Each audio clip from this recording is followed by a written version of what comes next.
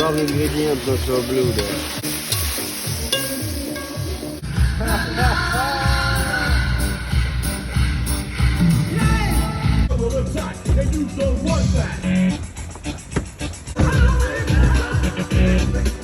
Давайте картофельный плов. Подняли рюмки, взяли лук на рюмки.